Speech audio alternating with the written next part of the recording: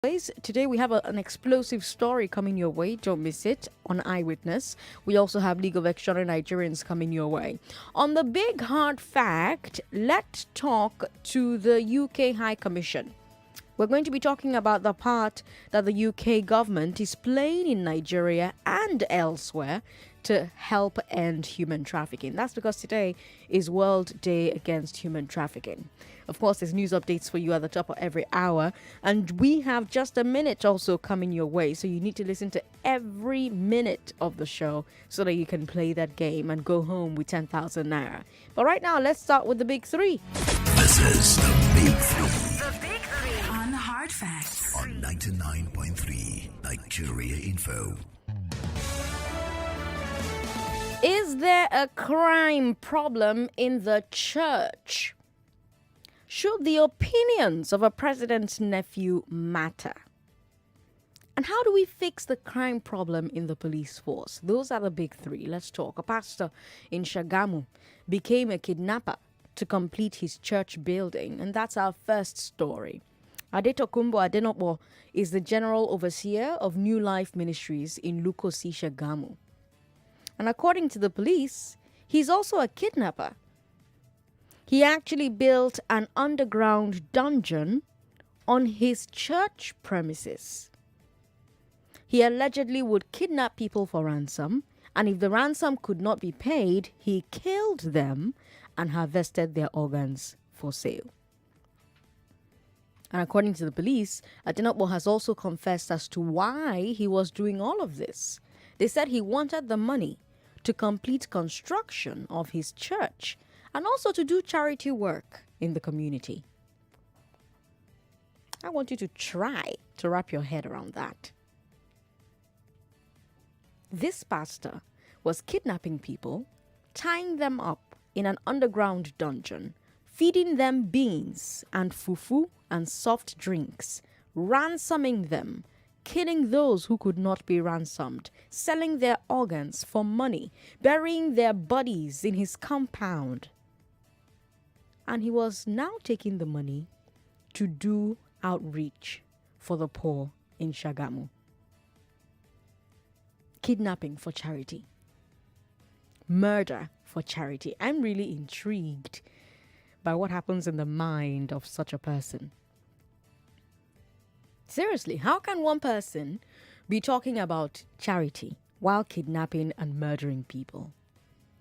And then building permanent site as a GO.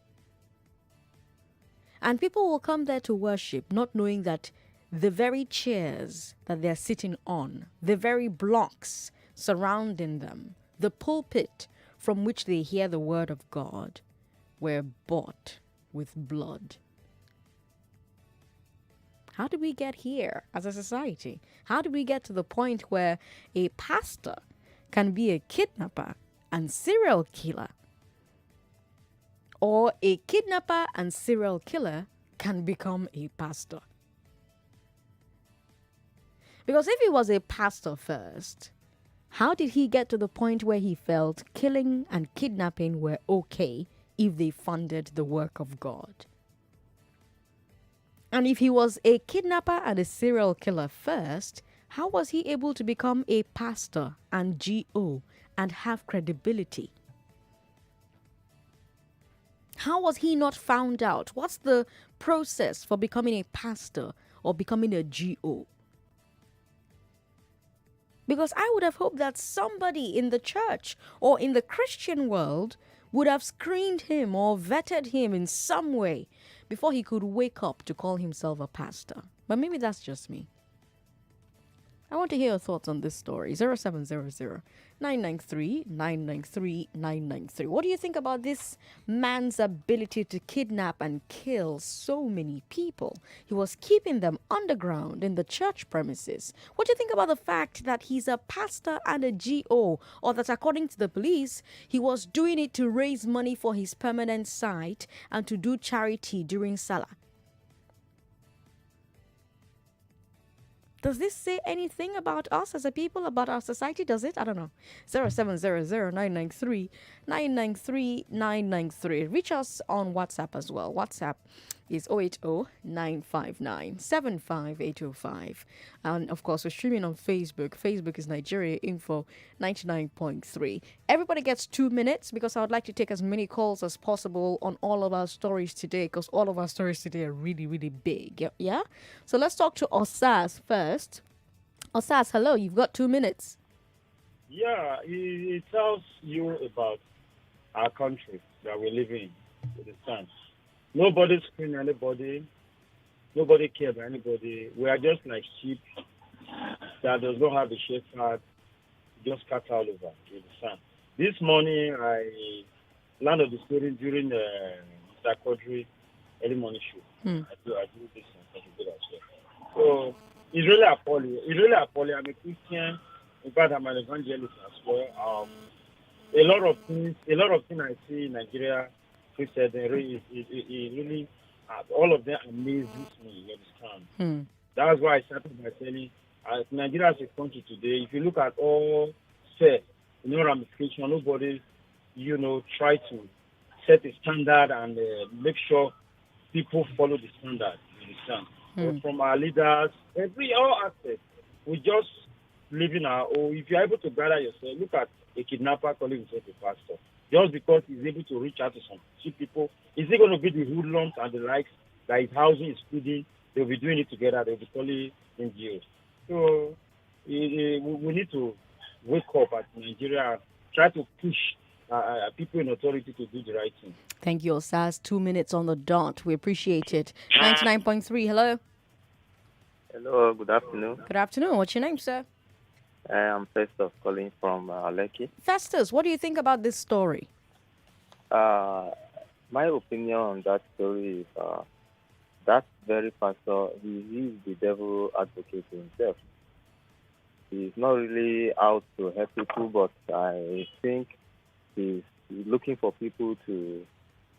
more blood to himself. How can somebody kidnap for charity? I mean, it doesn't make sense.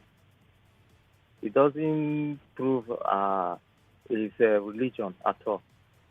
If you call yourself a pastor, you shouldn't do that in the first place.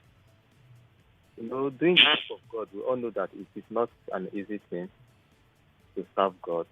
But one must be prepared to do that. You have to give your whole life, your heart, everything. Commit yourself fully to God and allow God to take control. If you really want to do that charity thing, you allow God to do it for you, not you forcing yourself into it. That's my opinion on it. Thanks for doing it in less than 2 minutes. We appreciate it. Edidion from Ibeju says, there's no excuse for being inhuman and wicked. That man shouldn't be called a pastor. As a matter of fact, God did not call him. I guess he called himself. How is kidnapping and killing humans to do charity work a good sounding thing? My God, this is sheer wickedness. People do so many things all in the name of being a pastor. Let's talk to Goodman. Goodman is also in Ibeji. Hello, Goodman. Hello. Thanks Good for calling. afternoon. Good afternoon. Yeah. On your topic, I believe that that man is not a man of God. Okay. In the first instance, he's not a pastor. Because there are fake pastors and fake churches. There are genuine men of God that knows the word of God, that does the right thing. So as a minister, if God calls you, He will back you up. If God calls you, He will supply your needs. If God calls you, He will establish you. He will give you a proof. How do we tell the difference between a fake man of God and a real man of God? How do we distinguish from, The Bible real says from you fake? shall know them by their fruit. You shall know them by their fruit. Okay, what are the fruits that we should look out for? Because this man was doing charity work. So what are these fruits that we should look out for? He was doing charity work. Jesus did charity work. Yes. If you have the Spirit of God, you will discern them. You will know them by their works, by their character, All right. by the life they live. Thank you for calling us. 2 minutes. That's what we're giving everybody. 99.3. Hello. How are you? I'm fine. What's your name? I'm Lawrence Okoro. I'm with you. Lawrence Okoro. Good to have you on the show. Yes. Sandra, good afternoon. Good afternoon. Yeah, this talk about this pastor, let me tell you, is 99% of them. What happens is because we have found this guy doing this. What about this 99 who have engaged in this fraud? How do you know that? How do you know that it's 99% of them? How do you know? No, for sure. For sure, how? For sure, how? How do you know? And God will reveal the secret about them, the wicked ones. They are 99, honestly. Thank you. All right. Lawrence there saying 99% of them. I'm asking him, how does he know? He says, sure. Steve is in Ikorodu. Hello, Steve. How are you, Sandra? I'm very well. How are you? Very fine, thank you. First caller for many years. Oh, good to have you on the show. So Godman says that if we have the Spirit of God, we're going to be able to tell which pastor is real and which pastor is fake. Do you agree with him? Yes, I know. I agree. Okay. And I will tell you a little bit on that. Okay, can you do it in 2 minutes? By definition, who is a pastor? The definition of a pastor is a servant, a man that feeds the flock, somebody who is like a shepherd. That is the duty and responsibility of a pastor. I see. And therefore, whoever is called of God to be a servant to his people, he is called to teach them the truth, guide them on the right path, see them through to the purpose for which it's called. Any other thing outside that doesn't qualify any other person who bears that name a true pastor. And so, like the other caller said, it is by their fruit you will know them. You will know them when you see the fruit of their followers and the practice and leadership. Yeah, but this pastor was doing charity work. He said the reason he did all he did was to get money for doing charity work and completing his permanent site. So if I see that pastor now and I see that he's feeding the poor, taking care of the needy, buying clothes for those that don't have, giving money out, those are fruits of labor now. I'll see those things and I'll say, oh, this is a good pastor. No? But my dear, you are right in a point. It appears logical, but that is because this fellow is doing that to unsuspecting public. Yeah, but again, you said fruits of his labor, and if we're using fruits of the labor to judge, these are the fruits of his labor. No, what I mean by the fruit of his labor, what I mean is he follows the tenet of the rule of the church, because any other religion doesn't mention the name pastor. It's Christianity that talks about pastorship. And a pastor is a servant of God who obeys the word of God, who feeds the flock of God. That's the thing. This guy fed the flock. This guy did what Jesus said, which was, what you want your neighbor to do unto you, do unto your neighbor. Abi? Yes. If we did not find out he was killing and kidnapping and harvesting organs for sale, we would not have known these other parts. We would have said he was real. Somebody who is acting like a chameleon to deceive the unsuspecting public until he is not caught. Sorry about that, Steve. Unfortunately, I'd given you too much time, and Sunday has been waiting for a while. Sunday, hello. Hello, good afternoon. Thanks for calling. See, I want to talk about this pastor. Yes, of course. Go ahead. You see, most of these buildings, these churches, some of them, I've seen blame the members, Okay. Until this thing happened between us. Except until we start to discover that we don't need to go to a building to gain salvation. That the salvation is between us. That Christ has already done everything. And if you look, the last word that came from Christ, he said, it is finished. And I see people still want to make some people their Moses, their Elijah, someone that will hold a stick and they will be following the person. Most of them will fall into all these 419. You see, from pastors, we hear that pastors are duping members, collecting money and defraud them. Hmm. It's because some of them are lazy to study their Bible, to know who they are. They see a building as a salvation. They see their building as a hope. They see human beings like them that are born in that pass through 9 months as somebody that will solve their problems. Those of them will fall into all this kind of beating. And for those pastors, those are not churches. So they are I call it upgraded shrines. All right, Sunday, thanks for calling. Sorry to cut you in the middle of what you were saying, but don't forget I'm giving everybody 2 minutes. If you just joined the show, I'm talking about a pastor in Shagamu who became a kidnapper to complete his church building. That's our first story. Adetokunbo Adenopo is the General Overseer of New Life Ministries in Lukosi, Shagamu. According to the police, he's also a kidnapper. He actually built an underground dungeon on his church premises. He allegedly would kidnap people for ransom. And if they cannot pay the ransom, he will kill them, he will harvest their organs, and he will sell those organs. So we have a pastor kidnapping people, tying them up in an underground dungeon, feeding them beans, feeding them fufu, feeding them soda, ransoming them, killing those who wouldn't be ransomed, selling their organs for money, burying their bodies in his compound and planting flowers on the grave. And he lived in that compound with his wife and children. And he'll now take that money and he'll do outreach for the poor people in Shagamu. And my question is how we got here as a society. How did somebody not find out that this man was doing this thing? What's the process for becoming a pastor, for becoming a GO? Because I hoped that somebody in the church or in the Christian world would have screened him or vetted him way before he could wake up and call himself a pastor. How come that did not happen?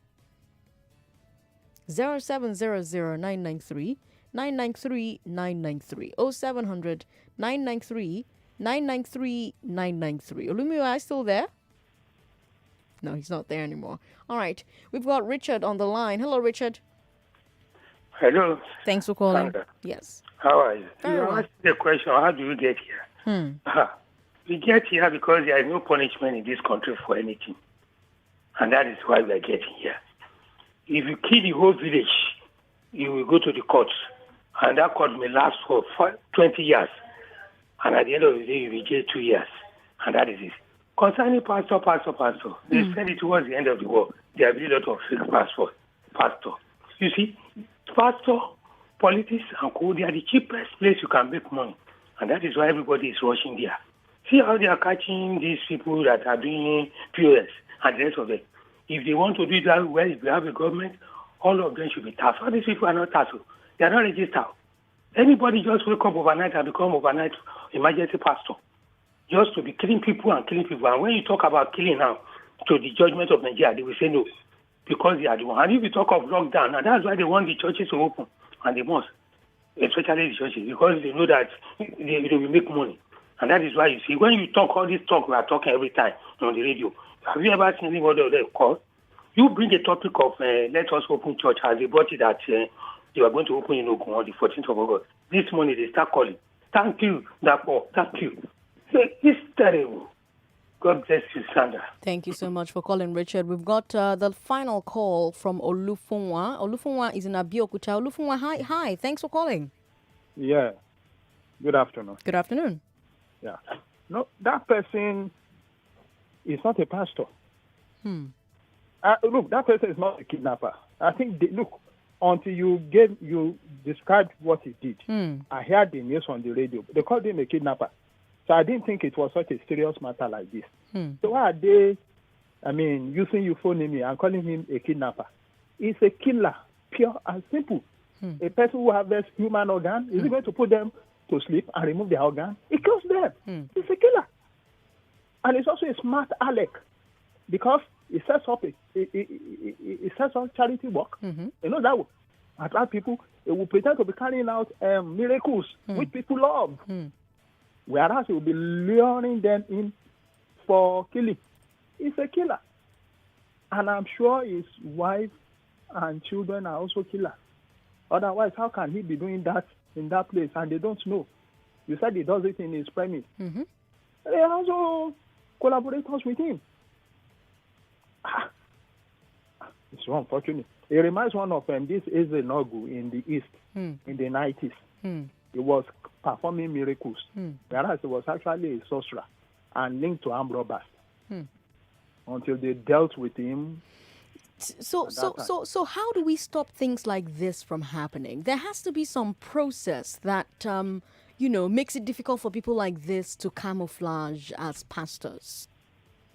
I think the only way we can stop it, I think we should not have the mind that we can stop it.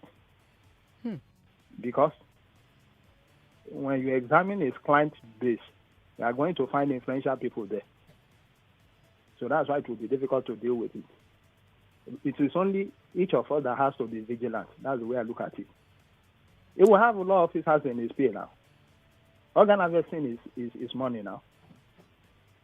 So they will have influential people in his client base. So his people have to be vigilant. Don't trust anybody. Don't believe in any religious organization. Let your faith be in your heart. And you look at them suspiciously, all of them, each of them. Forget about GO, pastor, any babalawo. They are all the same. Be careful. Let your heart be your God. All right, Olufunwa in Abeokuta, thank you so much for calling to share that with us. It's 28 minutes past 3. I am Sandra Ezekwesili. Why are so many political stakeholders responding to Mama Daura? That question is our second story.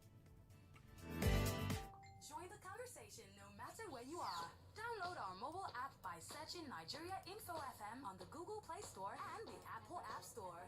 Also, get news updates in sports, entertainment, news, and current affairs right on the app. 99.3 Nigeria Info. Let's talk.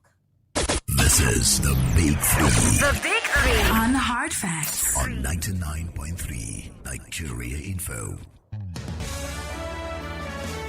So, Maman Daura is President Buhari's nephew. It happens, right? A lot of people have nephews. And he made some comments about zoning of the presidency. Now, normally, I wouldn't carry those comments here on Hard Facts for a simple reason. Daura is a private citizen. He holds no government or public office. The words of a private individual are not news. You're not going to see a Big Three story on Hard Facts that Olumuyiwa believes in zoning. Because private citizen. But something has happened that makes Daura's words newsworthy. Every socio-cultural group has responded to them in public. Ohanes and Igbo, PANDEF, the Pan-Niger Delta Elders Forum, Middle Belt Forum, Afenifere, Arawa Consultative Forum. All of them responded to his comment in. And so that makes it news. Daura said that presidency should not be regional zoning, but by competence alone. He said, quote, "This turn by turn, it was done once, it was done twice, it was done thrice. It is better for this country to be one. It should be for the most competent and not for someone who comes from somewhere," end quote. And these groups, these political groups, socio-cultural groups, all responded. Ohanes Ndigbo said Daura is only saying this now because in 2023, the presidency should be zoned to the southeast, but Daura wants it to go to a northerner. Afenifere, PANDEF, and the Middle Belt Forum all said that the current president is not competent, and that if competency was used as the standard, he would not have been elected. Very strong words from all three groups. Afenifere also accused Daura of only wanting to end zoning after the North has benefited from it in 2015 and 2019. The only major socio-political group that seemed to agree with Daura was ACF. Arawa Consultative Forum, they said zoning is not in the Constitution. And it can only be a private agreement in a party or among some people. And so there's nothing wrong with what Daura said. And by the way, I should point out that yes, zoning no dey constitutional. Every zoning arrangement that politicians in Nigeria have allegedly had was an agreement among themselves. And they have often broken those agreements. Remember that the PDP in 2010 declared zoning dead. Remember? They said, quote, zoning is dead. That was when President Goodluck Jonathan took the party ticket over Atiku Abubakar. You remember? So nobody today, politicians don't start to yarn and say zoning should suppose die when it doesn't favor them, or saying zoning should stand when it does favor them. Right? But what I want to talk about is the fact that all these socio-cultural groups are responding to Maman Daura. And it's not just them. Politicians are chiming in, and also most of the newspapers and news channels are carrying Daura's words. And my simple question is why? Again, Daura holds no office. He is the president's nephew. In of itself, should the opinion of the president's relative be newsworthy? No, it shouldn't. So why is it in this case? Now, I'm sure you've heard the rumors and the stories over and over that Daura wields a lot of influence in Aso Rock and in the presidency. Now, we don't know if those rumors are true or not, but we can all agree that if it is true, it is not proper. Nobody voted for him. Nobody appointed him. Having influence due to a family relationship is nepotism. So now, if these socio-cultural groups are responding to Daura, doesn't that mean that they were acknowledging that he has power? Doesn't that mean that they are acknowledging nepotism? Do you think that Afenifere should have responded to the content of Daura's message? Do you think that by doing so, they elevated him to a public status he does not deserve? And since we're here, we might as well discuss zoning as well. So when you call, tell me if you believe in zoning, or if you believe that anybody should run for president at any time. What I'm hoping that we're going to have is a nuanced conversation, because remember, zoning doesn't mean that the person must not be competent. We all agree that there are competent people in every zone and in every state, right? So if you believe in zoning, you can also believe that when it is zoned to a place, the place can produce a competent person. So let's not make it a simplistic conversation, right? Let's not have a false debate between zoning and competence. Here's the choice: selection of a competent president through zoning, or selection of a competent president through an election open to all zones. Which do you prefer? 0700 993 993 993. Hello, Sam. Thanks for calling. Hello, Sandra. How are you? Oh, good afternoon. Good afternoon. It's a very good topic this afternoon. I always love all your topics. But these people, we are giving them a wrong name. They are not pastors. They are not pastors.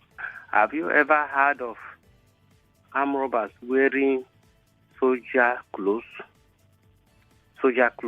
or police clothes, and then they use the uniform and guns to go and rob?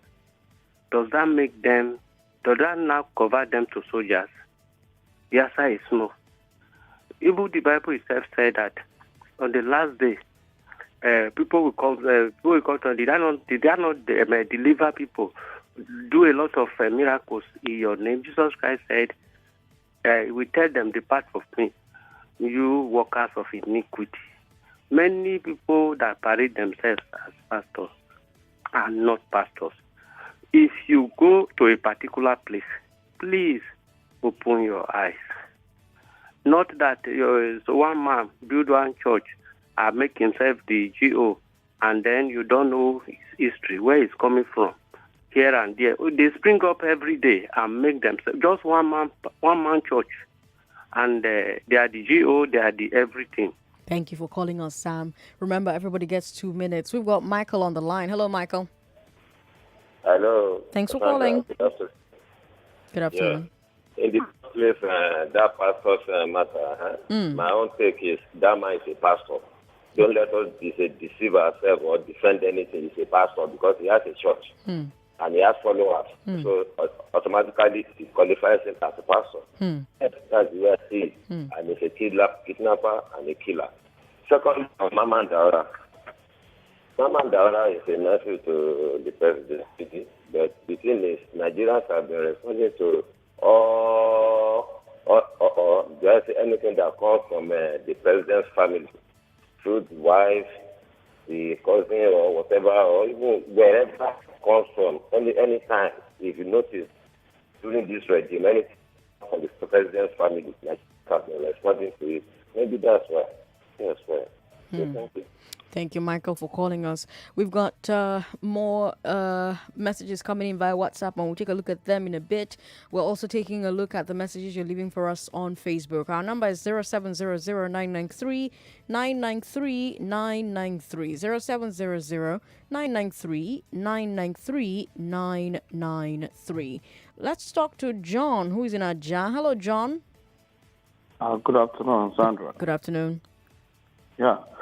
Mama Daura is a non-state actor. And because they're close ally to President Buhari, anything he said can become a topic in public discussions. So I will need to take it very serious because it's a non-state actor. He's not a minister or a secretary. He's a private citizen. Sorry about that. Call back if you can. All right, let me go to WhatsApp. Let's see the messages that you have for me on WhatsApp.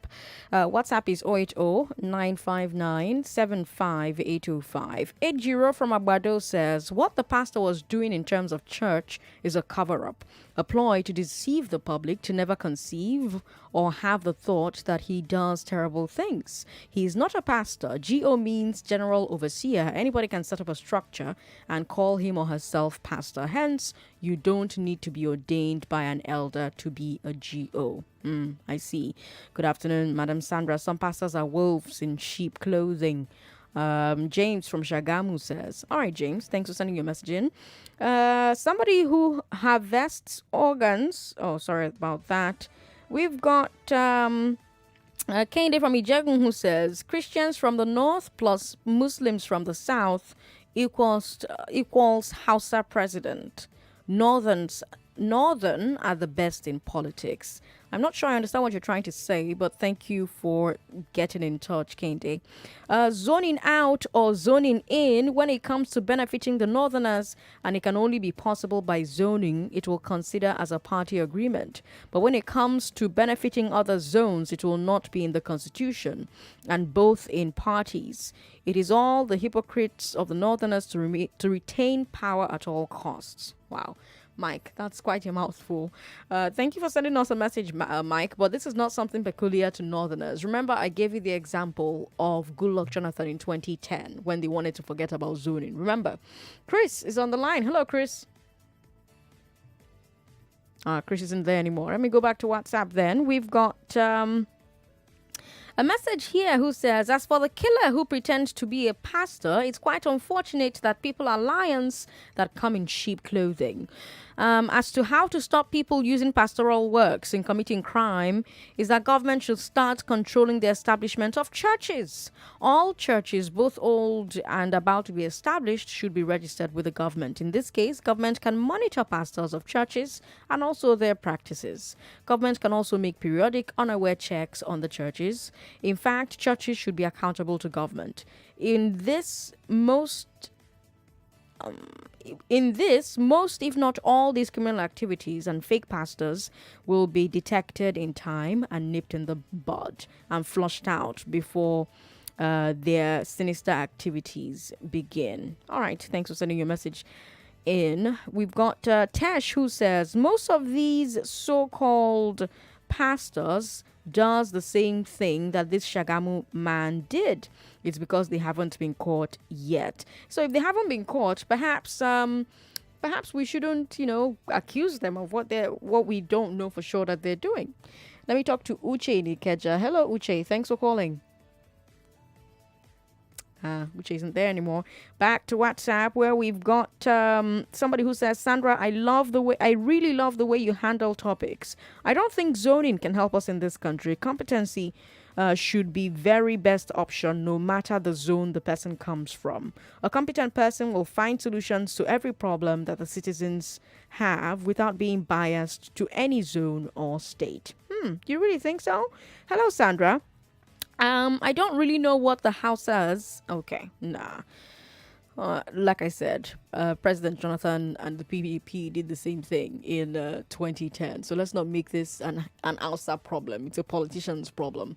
Agama is in VI. Agama, hello. Thanks for calling.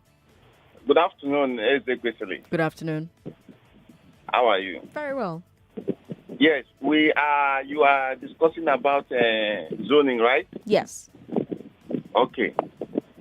Well, in my own opinion, I will go for zoning. Okay. Reason being, our constitution herself is not balanced, right? Okay. So many of our discussion, so many things that goes on in this country is based on what we verbally speaks about. Okay. What we say, as in, this is what I agree in this region. This is what we are going to do in that region. You understand? Okay. So, in terms of whether competent or incompetent, whatever, every region has qualified people. So, if zoning, for me, if the zoning is for any region, that region will sit down and look inwardly who is more qualified to occupy such position, not by politics or not by anything, asking who is more qualified in that region. So let's zone, but let's find the competent people in those regions to do the job.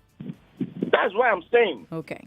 You understand? I understand. Thank you for calling, Agama. I'm giving everybody 2 minutes. Sorry. We've got Uche in Ikeja. Hello, Uche. Yeah, hello, Sandra. Good afternoon. Thanks for calling back. Yes, I had to. I haven't called you in a bit. Okay. Now, very quickly, Sandra, this is a very, very important topic. Now, regardless of the fact that the man in question, according to what you just told us, does not hold any political office. He's just a private citizen. But let's not forget his relationship with Mr. President. So that makes him a little bit above the average Nigerian. Now, very quickly to the topic. Now, Sandra, Nigeria is in a mess. We have political problems. We have economic problems.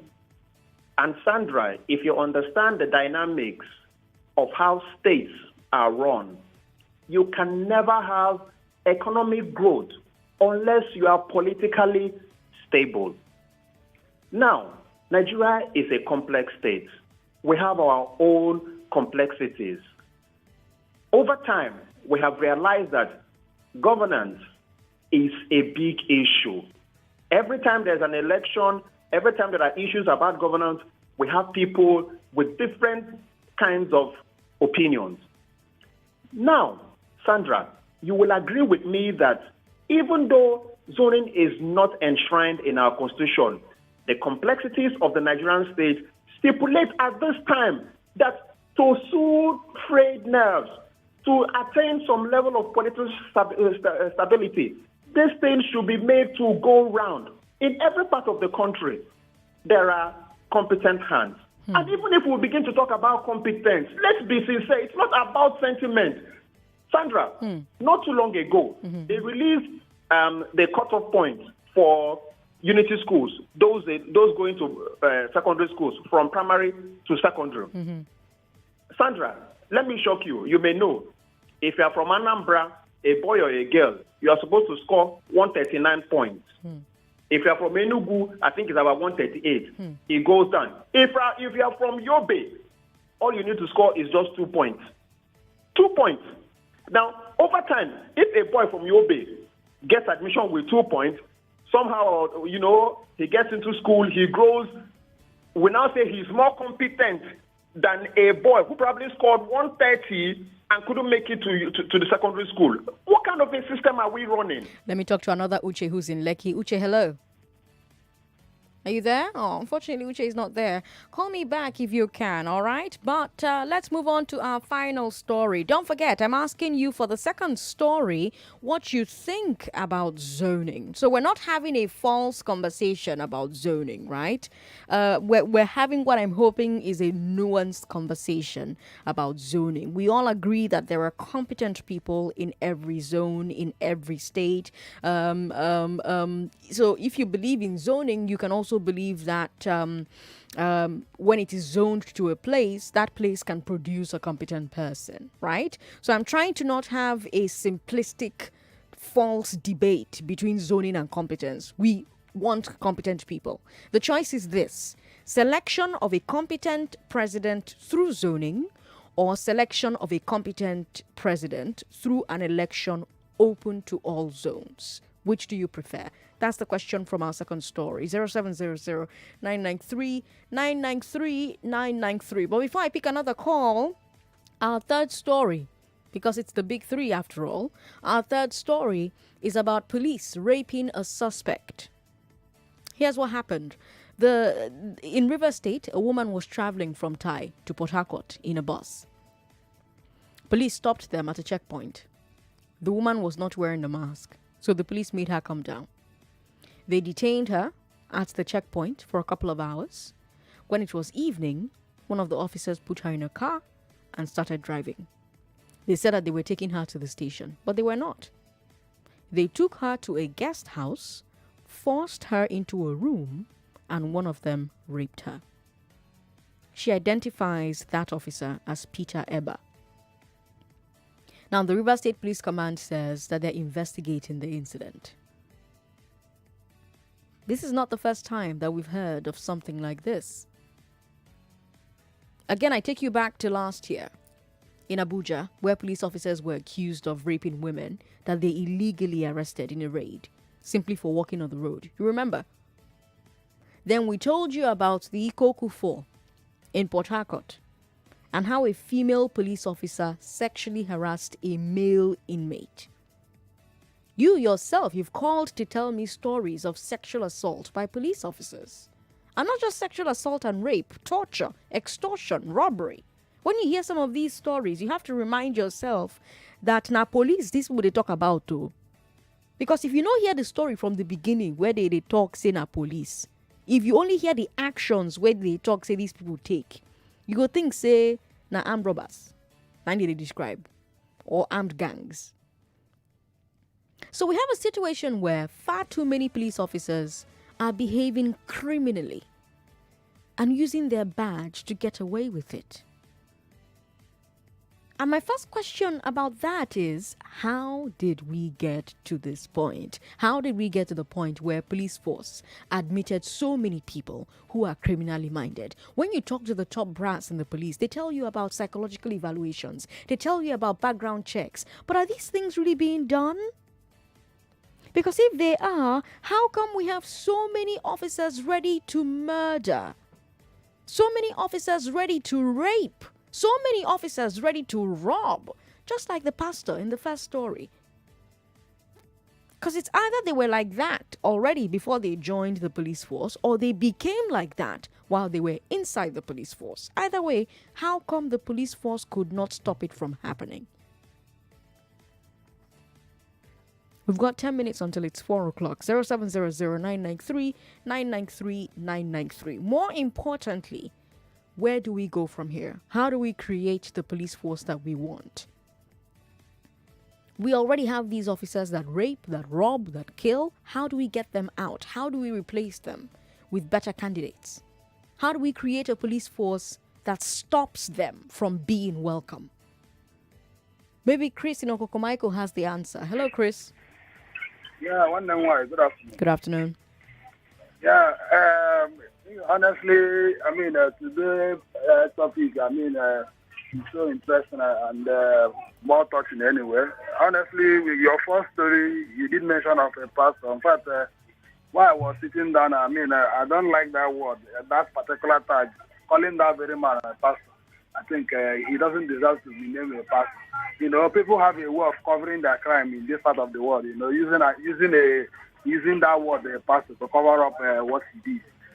Talking about the zoning you did talk about. I believe in zoning. Because we cannot deny the fact in this part of the world. Sentiment is being ranked high above every other thing. It's an anti to the politics. The politicians they are using it. To cement. One particular zone in a country, not for them not to feel as if they are being sidelined or marginalized per se.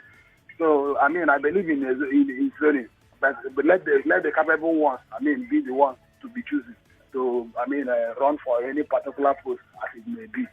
Also, the last story you talk about, it happens everywhere. It happens everywhere. What we have today are not really, police, honestly. Because the word, the policy, is actually a duty for them to guide maintain peace and order. But today, just like a proverb says, somebody that gives something to hold, in trust, and not being the same person, taking what they give him to keep in trust.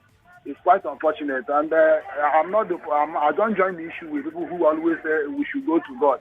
Let the law take its course on these people once the investigation is concluded. All right, Chris, thanks for calling. Remember, I'm giving everybody 2 minutes. Immaculate is in Maryland. Immaculate, I like how you're calling in more easily these days. In fact, Sandra, speaking on this policing issue, I think it's high time we all began to do the policing ourselves. If someone is arrested, probably by a policeman, on the road, harassed, we should all take it as a responsibility to gather there, find out why they're arresting somebody. Instead of us driving past and let me mind my own business, I don't want to be a problem, this and that. We should please let us look into these issues. Let us speak our neck for each other. How you understand? Now, on the first story, on Prince Talks, please don't call him a pastor.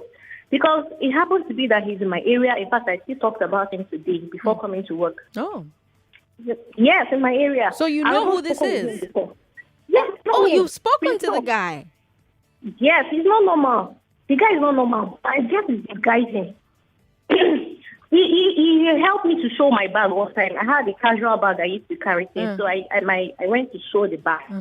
He helped me to show the bag, so we got talking. So I got to understand that he was formerly based abroad. Okay. Then he relocated down to Nigeria back because they called him back. You know what? When somebody's abroad, they call you back with some means of mystical powers or something. The person will not be normal when the person comes to Nigeria. His accent, he's well schooled. Do you understand? He has a school there. He has yeah. He started with a school. Yeah. Yes. So even I was even considering, because the good report about how he teaches children, I was considering putting my children there. But then I looked at the environment, I looked at him himself. He looks somewhat unkept, like he's not right. You understand? So I looked at it, I said, let me just leave my children where they are. What they will be, God knows. So let me just, So I got to understand these things because I spoke with him directly. But ever since then, I don't know. My feet doesn't just relate with him. So I just pass by. I don't even want him to know me after that day. So I understand that he used to attend winners. He told me himself. But I didn't know that he now later had a church. And even from what people said when they got there, because I didn't want to go and look at such tragic things. I don't want to have the memory of it. So it was in my area. So I passed by there every morning very early. But the only thing is that he doesn't use people around. He uses people from outside. And I was also told that he has a place before he used to use as Ibadan or this same thing. And he was released again. That was why he relocated to where he is now. So people are saying that they will still release him again because he has some rich people he's working with. Do you understand? Except if God says it's the final battle for him.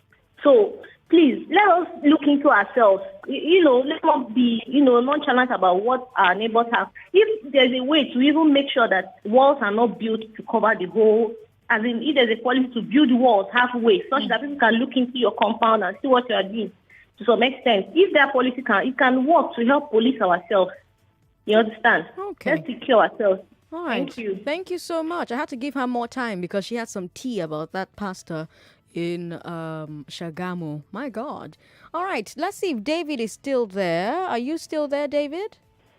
Hello, Sandra. Hi. Good afternoon. You're my last call on the show. Thank God. Yes, beginning with your first story. Mm-hmm. You see, Nigerians should, if you want to know God, you have to be ready for it. You study the Bible in and out. God himself knew that all these unwanted people, questionable people, they will come in as a God people. And that's why God said you should test all spirits before you submit to them. When somebody is telling you is a man of God, God said you have to take time. You don't just submit to that man immediately. You test the spirit. And in the case of Nigeria now, if you want to set up a church, what I want to recommend, it's not just to fulfill the requirement of CAC alone. Let government involve CAN so that they will look at all these people who said they want to set up church. CAN, as in the Christian Association of Nigeria. Huh? Thank you very much. Okay. All right, David. Thank you so much for calling us. We've got 3 minutes to the top of the hour, 2 minutes now to the top of the hour. And we've got Eyewitness coming your way at 4:30. But before that, League of Extraordinary Nigerians. There's somebody who's teaching children who live in slums how to play chess. That person is doing amazing, amazing work. And Onyi Sunday is going to be talking to him right here on Hard Facts. I'm Sandra Ezekwesili. Don't go away. This is Hard Facts.